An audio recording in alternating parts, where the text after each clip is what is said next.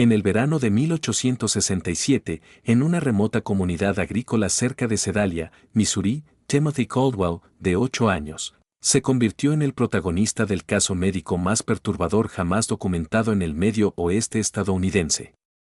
El doctor Samuel Harding, el único médico de la región, llenó 3 diarios encuadernados en cuero con observaciones sobre un niño cuyo comportamiento desafiaba cada principio de la naturaleza humana conocido por la medicina del siglo XIX. El niño parecía normal, incluso encantador para los observadores casuales. Pero bajo su inocente apariencia había algo que la ciencia médica de la época simplemente no podía explicar. Durante 6 meses, 3 personas murieron en accidentes alrededor de Timothy Caldwell, junto con decenas de animales de granja hallados muertos en circunstancias misteriosas. 11 personas en total que, de alguna manera, se habían cruzado con un niño cuya sonrisa jamás alcanzaba sus pálidos ojos azules. Los registros oficiales fueron sellados por las autoridades locales y ocultados durante más de un siglo. Pero la verdad sobre Timothy Caldwell revela una oscuridad que desafía todo lo que creíamos saber sobre la capacidad de maldad en la infancia. Los hechos que volverían infame a Timothy Caldwell no comenzaron con violencia, sino con pérdida. El Missouri de 1867 seguía sangrando por las heridas de la guerra civil. Pueblos como Sedalia habían enviado a sus jóvenes a morir en campos de batalla lejanos, dejando viudas, huérfanos y comunidades intentando reconstruirse. La granja de los Caldwell, ubicada en un valle a 15 millas al sur del pueblo, alguna vez había sido próspera. James y Martha Caldwell la habían levantado con el sueño de criar ganado y cultivar maíz, pero esos sueños murieron con James en la batalla de Wilson's Creek en 1861. Martha intentó mantener la granja sola, pero la tuberculosis le arrebató los pulmones en el duro invierno de 1865. Su hijo Thomas, de apenas 21 años, heredó tierras que no podía trabajar y deudas que no podía pagar. Cuando recibió la noticia de que su hermano William había muerto en la prisión de Andersonville, dejando una viuda y un hijo de 8 años, vio en ello tanto una carga como una oportunidad. El niño necesitaría un hogar, y Thomas necesitaba ayuda con el trabajo interminable del campo. Thomas Caldwell era un hombre duro, endurecido aún más por la guerra y la pérdida. Su esposa Sarah se había vuelto de lengua afilada y amargada durante sus años sin hijos. Ninguno de los dos estaba preparado para criar a un niño, especialmente uno que llegó a su puerta en la primavera de 1866 con nada más que una pequeña bolsa de tela y unos ojos demasiado viejos para su joven rostro. Timothy Caldwell era pequeño para su edad, con piel pálida que se quemaba fácilmente bajo el sol de Missouri y cabello rubio que su tía Sarah mantenía corto para evitar los piojos. Hablaba poco de su vida antes de la granja, ofreciendo solo fragmentos cuando lo presionaban. Su padre había sido soldado, su madre había tosido sangre, y después de su muerte había vivido un tiempo con vecinos. Lo que más sorprendía a los adultos de Timothy era su cortesía. Siempre decía sí, señor y sí, señora. Nunca se quejaba del trabajo ni del castigo. En todos los aspectos parecía un niño ejemplar. El doctor Samuel Harding lo conoció en junio de 1866, cuando el niño acompañó a su tío al pueblo por suministros. Harding, graduado del Missouri Medical College y uno de los pocos médicos formados al oeste de San Luis, había desarrollado un agudo instinto para leer a las personas durante los años que pasó tratando tanto a soldados unionistas como confederados. Algo en el muchacho Caldwell lo inquietó, aunque no podía identificar qué. El niño era perfectamente respetuoso, escribiría más tarde en su diario. Respondía con claridad, mantenía contacto visual apropiado y no mostraba la timidez típica de los niños rurales frente a extraños. Sin embargo, me sentí profundamente incómodo en su presencia. Su mirada tenía una intensidad que parecía estudiar mi persona con el mismo interés clínico que yo solía reservar para mis pacientes. La comunidad agrícola de Sedalia era lo bastante pequeña para que todos conocieran los asuntos de los demás. La granja de los Caldwell estaba aislada, pero no tanto como para que los vecinos no notaran cosas extrañas. Yanena Patterson, cuya propiedad colindaba con la de los Caldwell, solía ver a Timothy trabajando en los campos o atendiendo el ganado. Comentaba a su esposo que el niño trabajaba con una concentración inusual para su edad, nunca parecía cansarse ni detenerse a jugar o descansar, como hacen naturalmente los niños. Es como ver una pequeña máquina, le dijo una noche a Samuel, su marido, durante la cena. Trabajó sin pausa desde el amanecer hasta el anochecer, sin quejarse, sin aflojar. No es natural que un niño no tenga nada de juego en él. Los Patterson criaban gallinas, y el Ellanena notó que las aves se agitaban siempre que Timothy estaba cerca de la cerca que dividía las propiedades. Se agrupaban, cacareaban y batían sus alas, rehusándose a acercarse.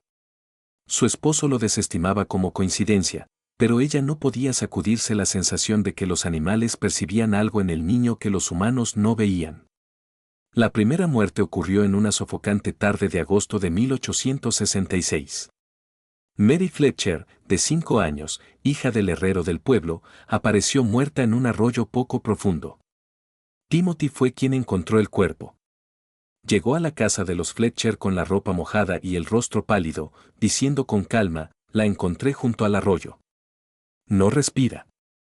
El doctor Harding determinó que había muerto ahogada, un accidente común. Pero le inquietó lo detallada que fue la descripción del niño, la posición del cuerpo, la ropa enganchada en una rama, el color del agua alrededor del rostro. Demasiada precisión para alguien que afirmaba estar asustado.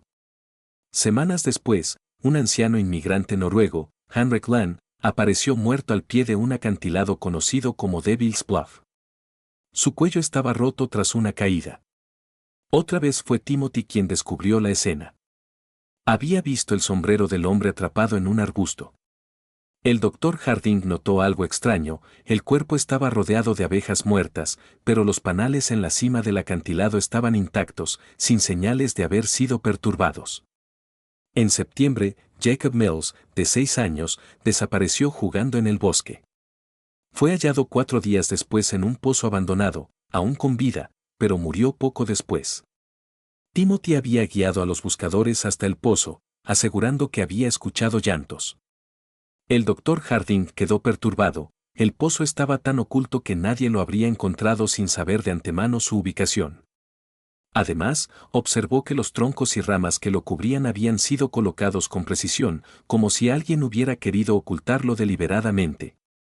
Lo que más lo inquietó fue la conducta de Timothy en los últimos momentos de Jacob.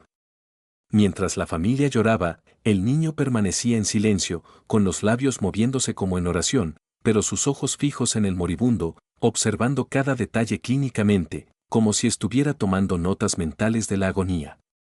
Cuando Jacob murió, en el rostro de Timothy no hubo dolor ni sorpresa, sino algo que el médico solo pudo describir como satisfacción.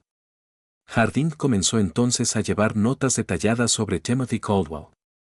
El niño parecía un modelo de virtud en público, pero las circunstancias que lo rodeaban y la forma en que siempre estaba presente en cada tragedia no podían ser ignoradas. Pero la formación médica de Harding le había enseñado a mirar más allá de las apariencias superficiales. Al tratar a soldados heridos, había aprendido a reconocer las señales de los hombres que mataban no por deber patriótico o necesidad desesperada, sino por algo más oscuro y fundamental. Había en ellos una frialdad, una desconexión de la emoción humana normal que se manifestaba en formas sutiles, poca reacción ante el horror, demasiado interés en el sufrimiento, una capacidad para hablar de la violencia con desapego clínico. Timothy Caldwell mostraba todas esas características, pero comprimidas en el cuerpo y el rostro de un niño de 8 años. La investigación del Dr. Harding comenzó en serio en octubre de 1866. Usando su posición como médico de la comunidad, hacía visitas regulares a granjas y hogares de la zona, aparentemente para revisar la salud de las familias que aún se recuperaban de las penurias de la guerra. En realidad, estaba reuniendo información sobre Timothy Caldwell. Lo que descubrió dibujó un cuadro perturbador de un niño que parecía existir en el centro de un círculo cada vez más amplio de desgracias. El ganado de las granjas vecinas estaba muriendo a un ritmo inusual, no por enfermedad, sino por lo que parecían ser accidentes. Gallinas encontradas con el cuello roto, supuestamente por zorros, aunque no había rastro alguno de depredadores. Cerdos con heridas misteriosas que se infectaban y los llevaban a la muerte. Caballos que de repente quedaban cojos y debían ser sacrificados. La señora Alolana Patterson confió al Dr. Harding que había perdido 17 gallinas en los últimos 2 meses. Es lo más extraño, dijo. Mueren de una o dos por vez, siempre halladas en la mañana con el cuello roto de forma limpia. Mi esposo cree que son zorros, pero nunca vi huellas cerca del gallinero. Y la forma en que están muertas es demasiado precisa. Cuando Harding examinó las víctimas más recientes, encontró pruebas que apoyaban las sospechas de Eleanor. Las aves habían sido muertas aplicando fuerza exacta en puntos específicos del cuello, una técnica que requería un conocimiento considerable de anatomía. No era la violencia caótica típica de un depredador, sino algo mucho más deliberado y controlado. Patrones similares aparecían en otras granjas. James Whitcomb había perdido 3 terneros en lo que describía como accidentes extraños, animales que de alguna manera lograban estrangularse con cuerdas o atorarse en cercas de formas que desafiaban la lógica. El toro premiado de Robert Dunham había caído en una zanja y roto su pata, a pesar de ser uno de los animales más firmes del condado. En todos los casos, las granjas afectadas estaban a distancia a pie de la propiedad de los Caldwell, y en varias ocasiones los vecinos reportaron haber visto a Timothy cerca en el momento del incidente. Lo vi caminando por nuestra cerca la mañana antes de encontrar al ternero, dijo Whitcomb al doctor. Me pareció raro que estuviera tan lejos de su casa, pero siempre fue cortés, saludaba y levantaba la mano como le habían enseñado. Harding también empezó a observar con más atención el comportamiento de Timothy durante sus visitas médicas a la granja. El niño siempre estaba presente, de pie en silencio mientras el doctor revisaba a sus tíos por dolencias comunes de la vida agrícola. Pero Harding notó que Timothy observaba con un interés inusual, haciendo preguntas sobre anatomía y procedimientos médicos que parecían demasiado avanzadas para su edad. ¿Cómo sabe si alguien está realmente muerto?, preguntó Timothy en una visita, con tono casual, como si hablara del clima. A veces la gente solo parece estar dormida. Al pedirle que explicara su curiosidad, Timothy dijo que quería estar preparado para ayudar si algo pasaba cuando estuviera solo en la granja. El tío Thomas dice que debo saber manejar emergencias ya que estamos tan lejos del pueblo. La explicación era razonable, pero la pregunta inquietó profundamente al médico. Había en el niño un interés clínico por la muerte y el sufrimiento que iba mucho más allá de la curiosidad infantil. El chico preguntaba por los mecanismos de morir, cuánto tardaba, qué señales observar, si la gente podía sobrevivir a ciertos traumas, con el mismo desapego que un estudiante de medicina estudiando cadáveres. Harding empezó a probarlo con información falsa, diciendo que ciertas heridas eran mortales cuando no lo eran, o que determinados síntomas correspondían a enfermedades equivocadas. Timothy nunca lo contradecía, pero el doctor notó que almacenaba cada detalle con una memoria asombrosa. Más inquietante aún fue la reacción de Timothy a las historias de Harding sobre soldados heridos en la guerra. Mientras otros niños mostraban horror o tristeza, Timothy escuchaba con atención obsesiva, preguntando por patrones de heridas, pérdida de sangre y tasas de supervivencia. ¿Gritaban mucho cuando les cortabas el brazo?, preguntó en una ocasión, con sus ojos azules fijos en el rostro del doctor. ¿O estaban demasiado heridos para hacer ruido? La pregunta, formulada con el tono educado habitual, provocó en Harding un escalofrío que jamás olvidaría. Para noviembre de 1866, Harding había llenado casi 2 diarios enteros con observaciones sobre Timothy. El retrato que emergía era el de un niño con comprensión adulta de la violencia y la muerte, combinado con una ausencia total de empatía. Pero documentación no era lo mismo que pruebas. Y pruebas era lo que necesitaba si esperaba proteger a la comunidad de lo que cada vez más creía que era un depredador peligroso. La oportunidad llegó cuando Thomas Caldwell se lesionó la espalda durante la cosecha de otoño. La herida requirió reposo y visitas médicas diarias, lo que dio a Harding un acceso sin precedentes al hogar Caldwell. Durante esas visitas, empezó a mantener conversaciones más largas con Timothy, sondeando con cuidado para comprender el alcance de su conocimiento y la naturaleza de sus pensamientos. Lo que descubrió superó sus peores temores. Timothy llevaba meses, quizá años, realizando experimentos con criaturas vivas. Mediante preguntas cuidadosas y observación directa, Harding dedujo que el niño había estado capturando y torturando animales pequeños, estudiando sus reacciones ante diferentes formas de herida y dolor. Timothy mencionó una cueva, describiéndola como un lugar donde iba a pensar y estar solo. Cuando Harding investigó, encontró una colección organizada de huesos de animales, instrumentos quirúrgicos rudimentarios fabricados con herramientas de granja y una serie de dibujos detallados que documentaban experimentos de tortura y mutilación. Los dibujos fueron el hallazgo más perturbador. Con sorprendente habilidad artística para un niño, mostraban conejos, ardillas, aves y animales más grandes en distintas fases de disección y sufrimiento. Cada ilustración estaba acompañada de notas escritas con la letra cuidadosa de Timothy, describiendo las reacciones, el tiempo que tardaban en morir y qué métodos causaban más dolor. El sujeto permaneció consciente aproximadamente 10 minutos tras la extracción de los ojos, decía una anotación junto a un dibujo de un conejo. Las vocalizaciones disminuyeron gradualmente. El movimiento cesó tras la aplicación de presión en la garganta. Harding comprendió que Timothy había estado usando a los animales de la comunidad como sujetos para experimentos de crueldad cada vez más sofisticados. Las muertes accidentales en las granjas eran en realidad pruebas con víctimas más grandes. Pero el descubrimiento más aterrador fueron una serie de dibujos nuevos que mostraban figuras humanas en lugar de animales. Niños y adultos en distintas posturas de dolor y herida, acompañados de notas especulativas sobre anatomía humana y posibles formas de causar daño. Uno mostraba claramente a Mary Fletcher, la primera niña muerta. Otro a Henry Clem. Un tercero a Jacob Mills en el fondo del pozo, con anotaciones sobre los efectos de la deshidratación y la exposición. Timothy no solo había estado presente en esas muertes, las había planeado, ejecutado con precisión metódica y documentado para estudio futuro. Y lo que el Dr. Harding descubriría pronto era que el horror en el condado de Sedalia estaba lejos de terminar.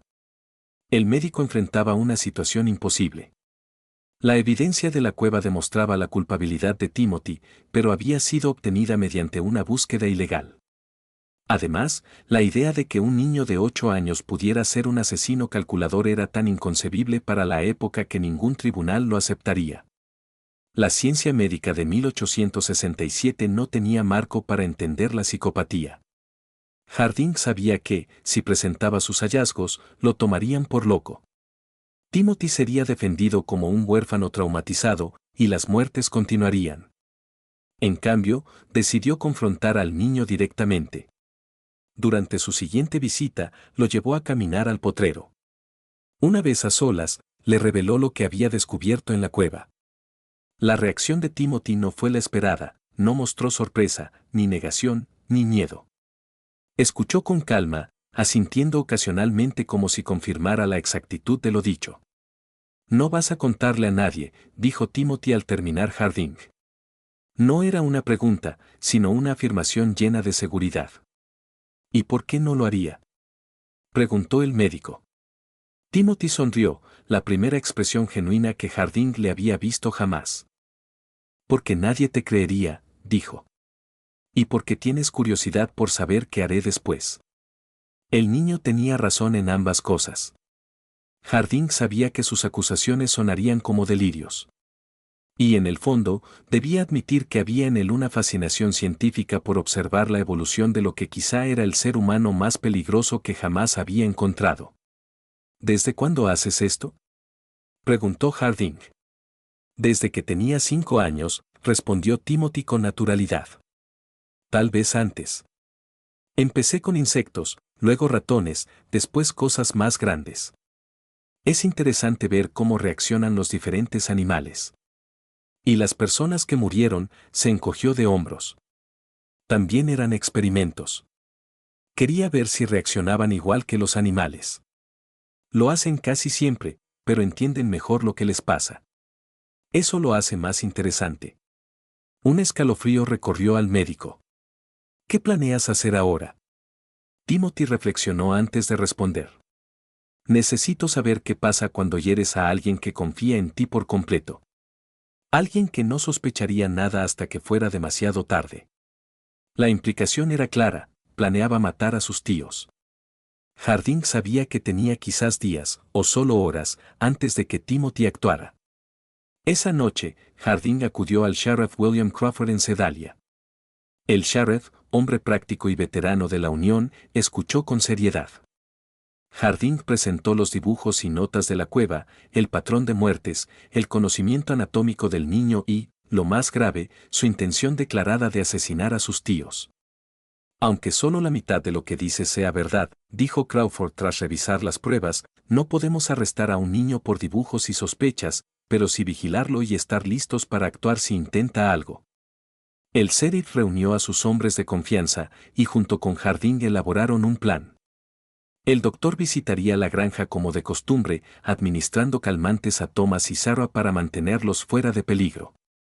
Crawford y sus ayudantes se colocarían estratégicamente alrededor de la propiedad. La mañana siguiente, al llegar, Harding notó algo distinto. No había sonidos de animales, todo estaba en un silencio inquietante. Timothy apareció en la puerta antes de que el médico bajara de su carreta. El niño estaba inmóvil, con sus pálidos ojos azules siguiendo los movimientos del doctor con un enfoque depredador. Estaba vestido con su ropa de trabajo habitual, pero el doctor Harding notó que Timothy tenía las mangas arremangadas hasta los codos y que sus manos parecían haberse lavado recientemente, con la minuciosidad de quien se prepara para un trabajo sucio. «Buenos días, doctor Harding», dijo Timothy con su característica cortesía. Pero había algo diferente. Una anticipación, una emoción que el niño luchaba por contener. «Lo he estado esperando». Las palabras helaron al doctor. El uso de esperando sugería que Timothy no solo preveía la visita, sino que quizá había contado con ella como parte de algún plan. Dentro de la casa, el doctor Harding encontró a Thomas y Sarah Caldwell en su dormitorio, aparentemente durmiendo en paz.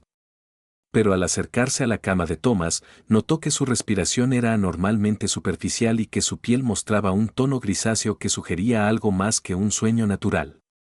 «¿Qué les diste?», preguntó en voz baja, sin girarse, sabiendo que el niño observaba cada uno de sus movimientos. «Solo unas hierbas que encontré en el bosque», respondió Timothy con tono inocente, pero con palabras escogidas con cuidado. «Hay tantas plantas interesantes creciendo por aquí, algunas con propiedades muy útiles». El pulso de Thomas era débil pero constante. Sarah mostraba los mismos síntomas, inconsciente, pero viva. Timothy había calculado la dosis con precisión, los quería indefensos, pero vivos, al menos por ahora. «No despertarán en varias horas», dijo Timothy, casi en tono de charla. «Eso nos da tiempo de sobra para hablar sin interrupciones». Lo que siguió no se parecía a nada que el doctor Harding hubiera escuchado jamás. Timothy hablaba de asesinato y tortura con el desapego clínico de un profesor de anatomía. Describía sus experimentos con animales y personas con precisión científica, detallando métodos y lo que aprendía de cada muerte. «Mary Fletcher me enseñó que ahogarse es un proceso lento», contó Timothy, acomodándose en una silla como si fuera una conversación trivial. «Todos creen que la gente simplemente se hunde y desaparece, pero no es así. Hay lucha, pánico, un patrón curioso de intentos de respirar antes de que se rindan. Tuve que mantenerla bajo el agua casi 3 minutos». La sangre del doctor se heló. «¿La sujetaste bajo el agua?». Timothy asintió con entusiasmo. «Jugaba junto al arroyo. Le dije que había una piedra bonita en el fondo. Cuando se inclinó para mirar, la empujé. Era tan pequeña que no necesité mucha fuerza, aunque luchó más de lo que pensé. Ahí comprendí que los humanos tienen un instinto de supervivencia mucho más fuerte que los animales. Con Henrik Larsson fue más complicado», continuó. «No podía vencerlo con fuerza, así que planeé. Sabía que revisaba sus colmenas cada jueves, así que la noche anterior aflojé unas piedras en el risco. Después recolecté abejas y las metí en una bolsa de tela. Cuando subió a revisar, lo esperé escondido. Le lancé la bolsa a la cara y grité que lo atacaba un enjambre. Se asustó, retrocedió, y cayó justo donde había debilitado la barrera. Murió al instante, como calculé. Jacob Mills fue el más interesante, su voz se volvió la de un maestro relatando una lección fascinante. No lo maté rápido como a los demás. Quería ver qué pasaba si alguien moría lentamente, durante días. Lo convencí de seguirme al bosque diciéndole que había encontrado mapaches bebés. Se preocupó tanto que ni pensó en peligro. Lo ayudé a bajar a un pozo y luego lo cubrí con troncos y ramas. Lo visité durante 4 días, dándole apenas agua suficiente para mantenerlo vivo, pero sin fuerzas para escapar. Dr. Harding comprendió que el niño ya no hablaba en hipótesis. Tenía planes concretos, y esos planes incluían a los ocupantes de la casa. ¿Qué piensas hacer con tu tía y tu tío?, preguntó con firmeza. La sonrisa de Timothy se ensanchó. Ahí entra usted, doctor. Todos mis experimentos anteriores fueron con personas que no sabían lo que pasaba hasta que era demasiado tarde. Pero usted es diferente. Usted entiende lo que soy y lo que puedo hacer. Eso lo convierte en el sujeto perfecto para un nuevo tipo de estudio. Mientras hablaba, Timothy recogía objetos que podían usarse como armas, cuerda del granero, un candelabro pesado, cuchillos de cocina. Los organizaba con precisión quirúrgica. Quiero ver qué pasa cuando alguien que sabe que va a morir intenta salvar a quienes ama, continuó emocionado. ¿Se sacrificará por ellos? ¿Intentará luchar, aún sabiendo que lo planeé? ¿O huirá y los abandonará? El doctor entendió que ya no había más tiempo para conversar. Sacó la pistola de su maletín. Aléjate de los cuchillos, Timothy, ordenó, su voz firme pese al corazón acelerado. El niño miró el arma con interés, no con miedo. Es un Colt Navy, ¿verdad? Lo he visto en libros de la guerra. ¿Cuántas balas lleva? 6, respondió Harding sin pensar, arrepintiéndose al instante. Y hay 6 personas que intenta proteger, su tío, su tía, usted y los 3 agentes afuera. Aunque me dispare, se quedará sin munición. Se acercó más. ¿Quieres saber cómo me convertí en lo que soy? Si nací así o algo me hizo de este modo. Si hay otros como yo y cómo reconocerlos antes de que empiecen a matar. Todas eran verdades inquietantes. El niño no solo era violento, también sabía manipular la curiosidad del doctor. El enfrentamiento ocurrió cuando Timothy se acercó a su tío dormido con una cuerda. Harding intervino, pero el niño se movió con rapidez sorprendente, sacando un cuchillo y cortándole el brazo. La pelea fue breve pero brutal. Timothy luchaba con la ferocidad de un animal acorralado, usando la navaja con destreza. El doctor logró torcerle la muñeca y hacerle soltar el arma, pero Timothy sacó otra de su ropa. Era evidente que había preparado varias y las había escondido por la casa. El ruido alertó al Sheriff Crawford y sus ayudantes, quienes irrumpieron justo a tiempo. Encontraron al doctor forcejeando con Timothy mientras Thomas y Sarah seguían inconscientes en la cama. El ayudante Mitchell sometió al niño y Harding verificó a la pareja. Al final, Timothy Caldwell se sentó tranquilo en la esquina, con la ropa rota y la cara ensangrentada, pero con los mismos ojos fríos que tanto habían inquietado al doctor. No pueden probar nada, dijo, mientras lo ataban con cuerdas. Nadie creerá que un niño hizo todas esas cosas. Quizás no, respondió el sheriff. Pero intentar asesinar a tu familia basta para encerrarte, sin importar tu edad. Timothy sonrió de nuevo, confiado. No me colgarán. Soy demasiado joven y demasiado interesante. Alguien querrá estudiarme. Así, la pesadilla en el condado de Sedalia se intensificaba. Pero Timothy se equivocaba sobre su destino. Aunque era imposible probar todos sus crímenes, el intento de asesinato de sus tíos no dejaba dudas.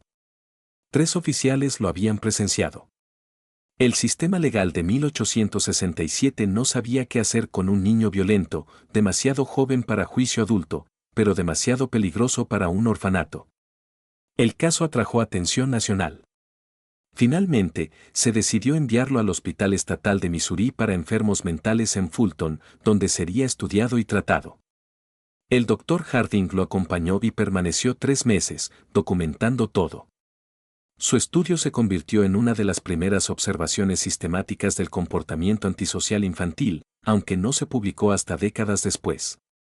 Timothy se adaptó con rapidez.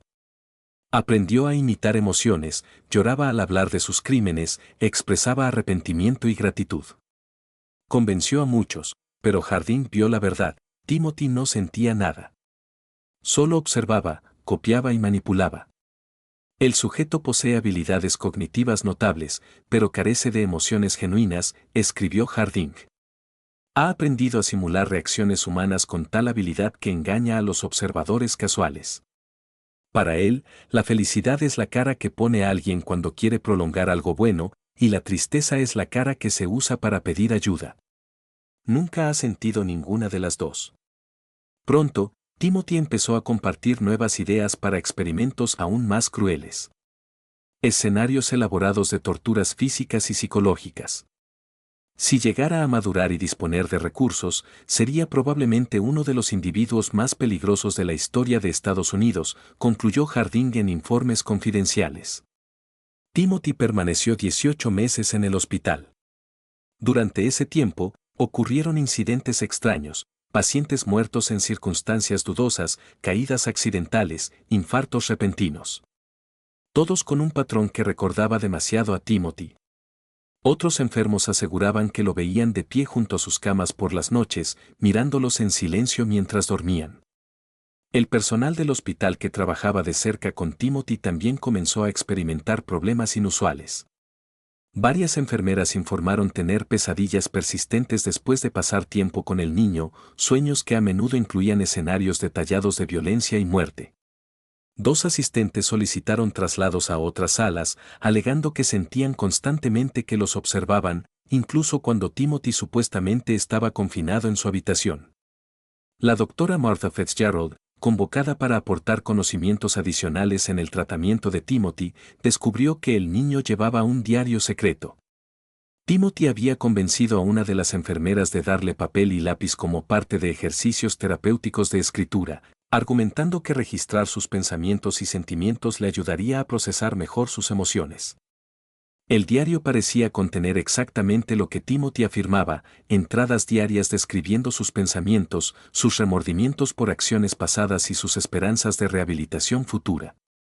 La escritura era infantil, tanto en lenguaje como en contenido emocional, y dibujaba la imagen de un joven profundamente perturbado pero, en apariencia, redimible y en lucha por superar experiencias traumáticas.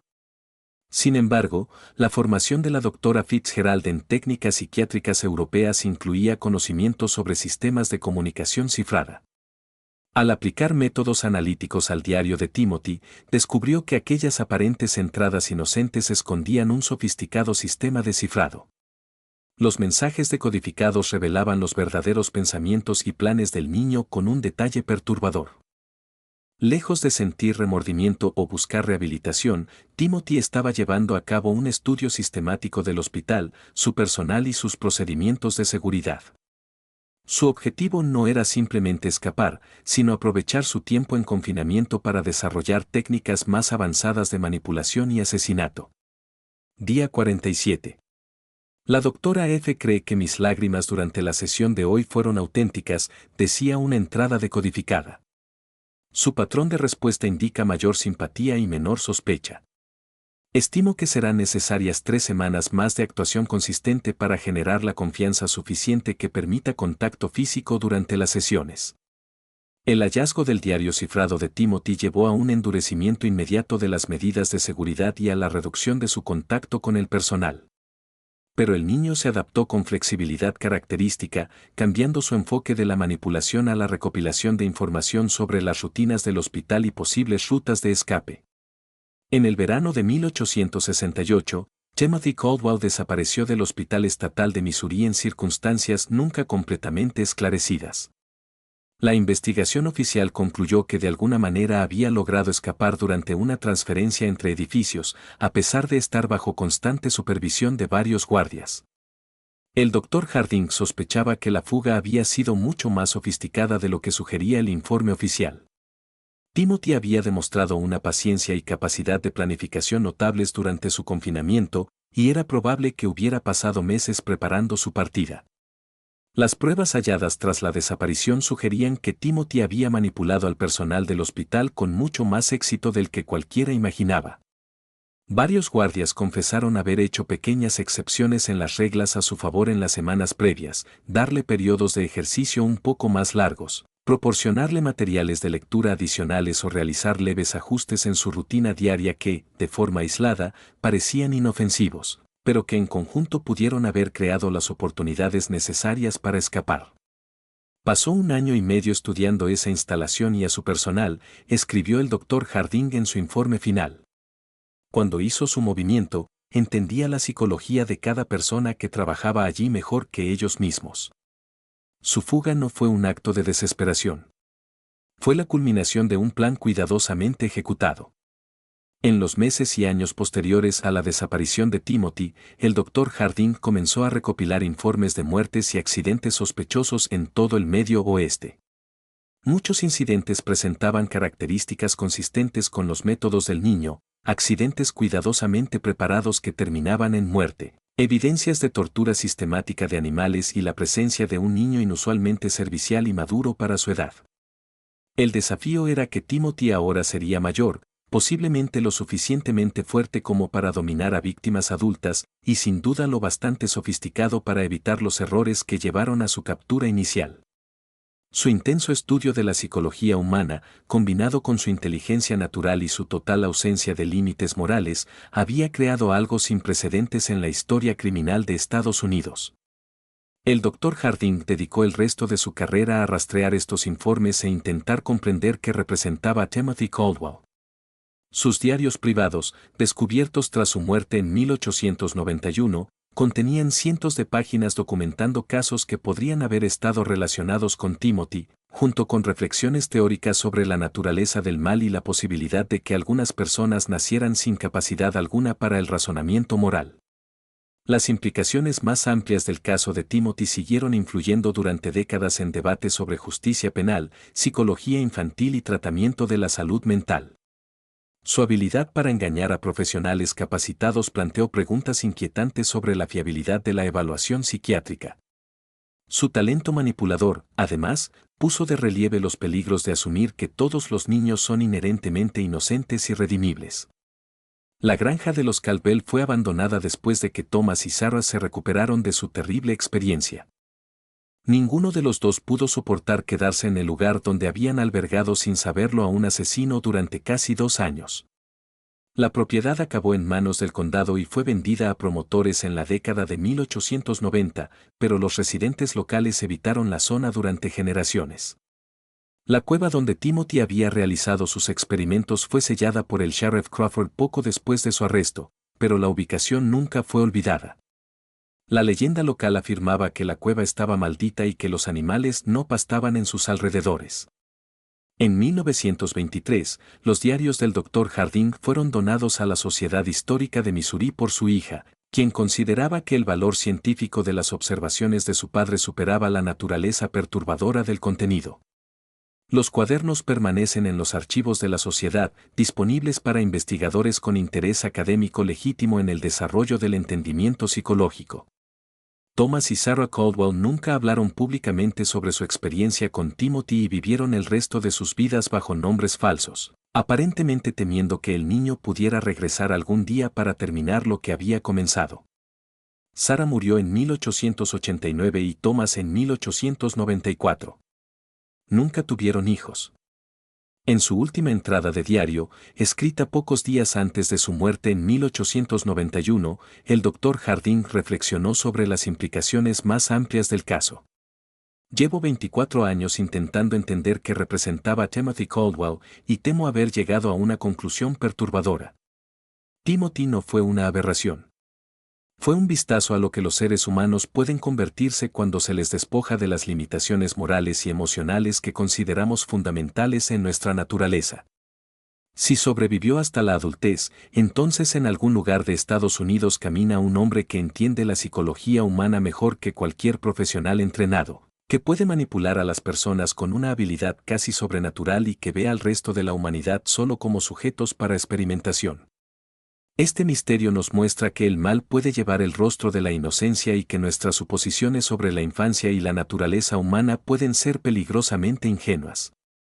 El caso de Timothy Caldwell nos obliga a confrontar preguntas incómodas sobre la naturaleza del desarrollo moral y la posibilidad de que algunos individuos nazcan sin la capacidad de empatía o conciencia que consideramos esencial para la humanidad.